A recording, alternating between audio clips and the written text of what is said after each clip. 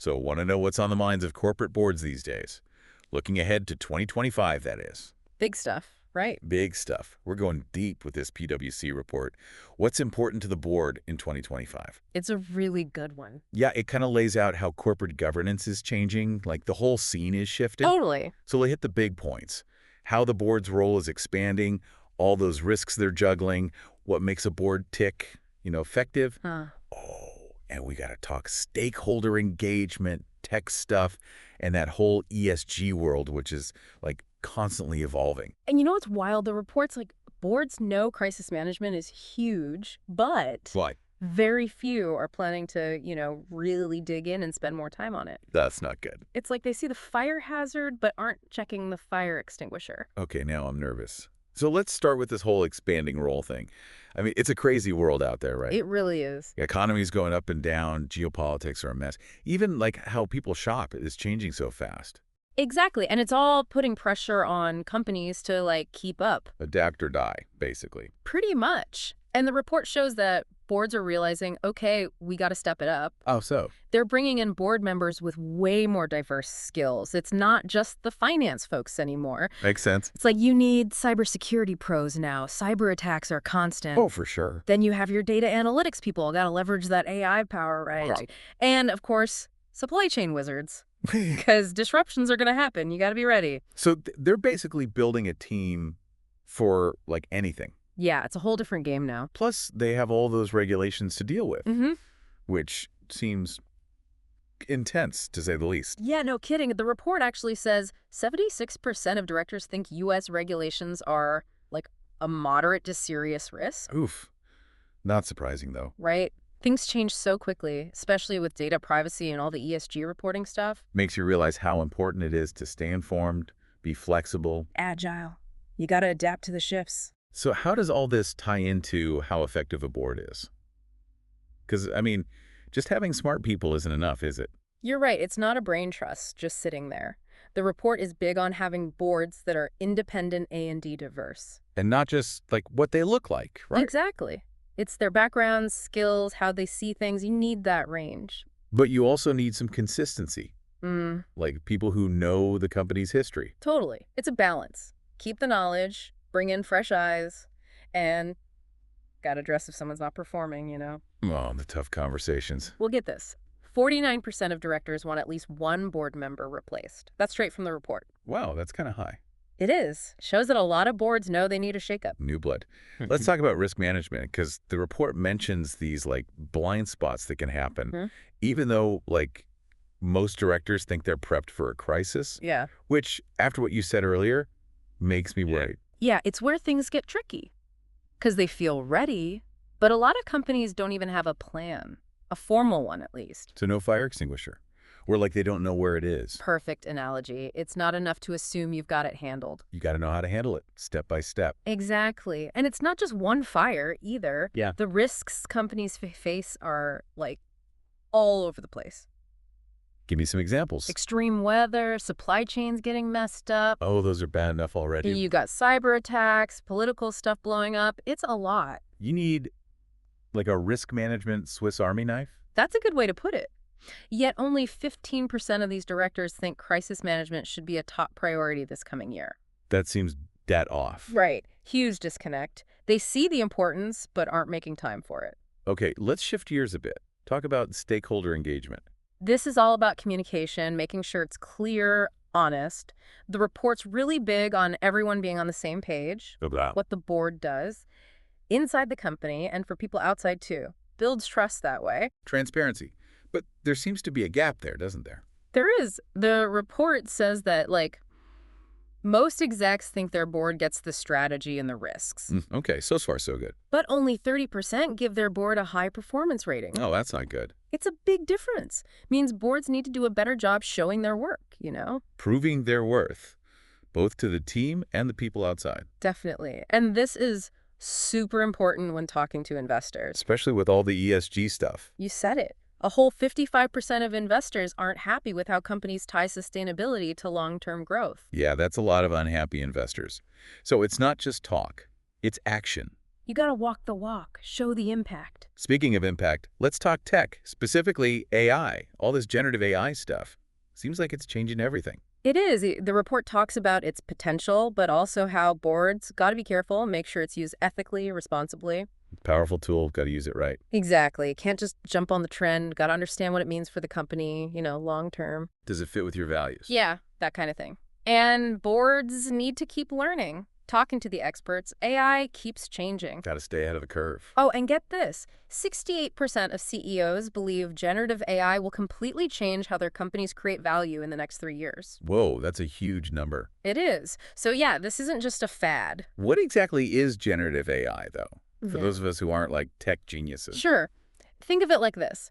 Regular AI, it analyzes data, predicts stuff. Okay, I got that part. Generative AI actually makes new stuff, like writes text, composes music, even designs things. That's wild. It is, but it brings up some big questions, right? Like who owns what it creates? What about bias? Could it be used for bad stuff? Board's got to think about all that. Definitely. It's not just, ooh, shiny new toy. It's how do we use this for good? Responsibly. Exactly. And that leads us right into ESG reporting. The report found something surprising. Hit me. Only 47% of boards talk about ESG issues regularly, and it's actually gone down from past years. That is surprising. With all the ESG talk, you'd think it'd be more. Right. Makes you wonder if some boards are missing out. Especially with all the new ESG rules coming out. Oh, yeah, those are happening. Companies will have to share tons more data.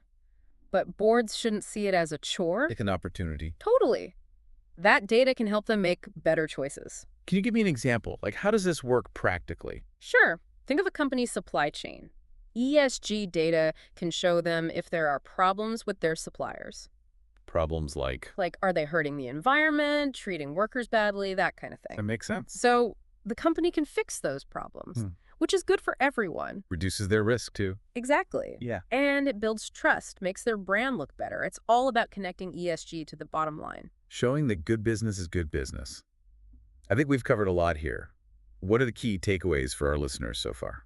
We started with how boards are having to do more, take on more. The world's getting complex, right? Super complex. So they're getting better at governance, finding people with the right skills. Not just financial experts, but cybersecurity folks, data people, supply chain gurus. We also dug into what makes a board really work, right? Independent, diverse. Remember that 49% who want a board member replaced? Yeah. Got to keep evaluating, be ready for change. Then we got into risk management, which seems like a big potential problem. Most boards think they're ready for a crisis, but lots of them have no real plan. and even though they know it's important, crisis management isn't a priority. It's like, you need to work out, but you never go to the gym. Sadly, that's me sometimes. We all have those moments. We also talked about how boards need to get better at engaging with stakeholders, showing their worth, communicating clearly. Especially to those investors who are all about ESG. Can't just understand the stuff, got to show it too. Right. Then there's the whole tech wave, AI, Yeah. and that generative AI stuff. Big potential, but boards got to be super careful. Ethically. Exactly. Got to keep learning, make sure it's used the right way. And finally, that surprising thing about ESG reporting. Less focus on it than you'd expect. Yeah, but all those regulations are coming, so.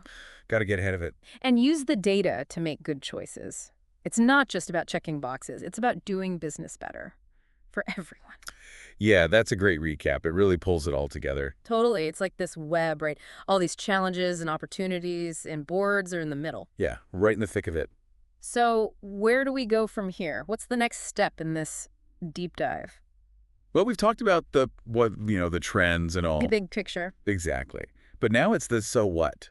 What does it mean for you listening? Yeah, good point. It's one thing to know about this stuff, but what can people do with it? Doesn't matter what job they have. Exactly. So think about your own company, right? Whether you're high up, a manager, whatever. You're just starting out. Yeah.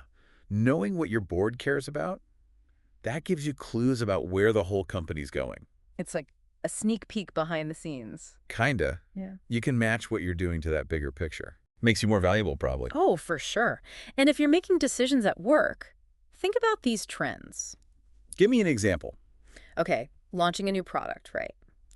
How can you build in that ESG stuff from day one? Or what about new tech? Ugh, Especially with all this AI. perfect example. Got to make sure it's responsible, ethical, all that. Like we were saying, the board's watching that. So it's bringing that board-level thinking to your everyday work. That's it. And this isn't just Yeah. inside the company, right? Like, if you deal with clients, partners, Investors, yeah. knowing the board is big on stakeholder engagement, that helps you talk to those people the right way. Absolutely. Yeah. Shows you're all on the same page, top to bottom. Like a united front. Exactly. This all makes sense if you're at, like, a big corporation. Right.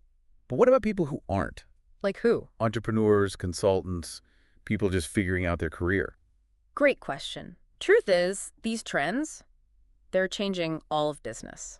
It's the landscape now. Yeah, so understanding them gives you an advantage. Whether you're building your own thing or looking for a job. It's like knowing the rules of the game before you start playing. That's a good one. You can predict what's coming, get ready for it. Okay, so we're aligning ourselves with these trends, but what about pushing back? The report said boards have blind spots, right? Well, yeah, they're not perfect. These trends are always changing, and we can be part of that. But how? If we're not on the board, how do we get involved? We can control the information, right? Share articles with our bosses, bring stuff up in meetings. Be informed, take initiative. Exactly. Don't wait for someone else. Change starts from the bottom a lot of the time. Like a grassroots thing? Yep. If enough people talk about something, those at the top, they'll notice. So speak up, share what you think, push for progress, even if it's small steps. That's all it takes sometimes. And it makes me think of another point. Collective action, Working together. Right. The report talked about boards engaging stakeholders, but it goes both ways. We need to engage each other. Exactly. Sharing what we know, working together for good change. Imagine if everyone took this stuff seriously. The impact we could have. It'd be huge. Like a ripple effect, right? Yeah. Small actions lead to big change. Love that image. It's not just a dream either. We see it all the time. With what? Social movements, environmental stuff. When people get together, they have power. So what's our shared purpose here? What do we want listeners to walk away with after this whole deep dive? This is the key. The future of business. It's not decided yet. It's happening now based on what we do. Exactly. We're not just watching, we're in it. Which is, like, exciting and kind of scary. It is. Means we got to be involved, learn, ask questions, fight for the future we want. I love that. A call to action. Not just for boards, but for everyone. Exactly. So what's one thing listeners can do today to start making a difference? What's step one? Talk about it. Talk to coworkers, friends, family about these trends. Share what you learned from this deep dive. Right. Get their opinions. You never know what ideas will come out of it. Might even change your career path. It could happen. The possibilities are huge. That's a great place to leave it for now. But there's one more piece of this puzzle we got to look at. We've talked about this whole world of corporate boards, what they're dealing with, the good stuff coming their way, how we fit in, pushing back when things are wrong, taking action to shape how business works. But there's something else we can unpack. Okay, I'm listening. What's that? We keep talking about boards like they're this, I don't know, big idea, but they're just groups of people, right? Yeah, real people. And people, they have their own baggage, how they see things, what they want, their experiences. Can't forget about that human side of it all. And that human part, it's tricky, isn't it? On one hand, it means boards can do amazing stuff, be creative. They've got all those different viewpoints, right? Can make smarter choices, more interesting ones, maybe even take bigger risks. But the other side of that is, well, they can fall into the same traps any group does. Like what? Biases, groupthink, not wanting to cause trouble. That's why diversity is so important. And having a culture where you can speak your mind. It's got to be a place where different opinions aren't just allowed, they're, like, wanted. You need that friction, that challenge. Yeah. Makes the good ideas even better. Because the best choices come from hearing everyone, right? Not just the loudest person or whoever's in charge. It all comes back to that engagement thing, too. Not just boards talking to people outside the company. But talking to each other. Right. Real conversations, debates, but respectful ones. That's what good governance is all about. And that can lead to some breakthroughs, right? Solutions no one thought of before. That help everyone, not just the company itself. So we've done a lot of deep diving today. What's the big question you want people thinking about as they go about their day? How about this? With ESG and tech getting more important every day, how can boards make the most of that while still being careful? That's a good one. It's tricky, right? You want to move forward but not fall off the cliff. There's no easy answer. That's why it's so important to keep talking, thinking critically, and questioning everything. Never stop learning. Get different viewpoints. Be ready to change when the world changes. Because the only thing that stays the same is that things change. Totally. Yeah. And those boards that can roll with it, handle the tough stuff, and use it to make things better, those are the ones that'll win in the long run. They won't just survive, they'll thrive. Exactly. So, to everyone listening, keep digging into this stuff, ask the hard questions, and help us build a better future for business. Thanks for joining us on this deep dive.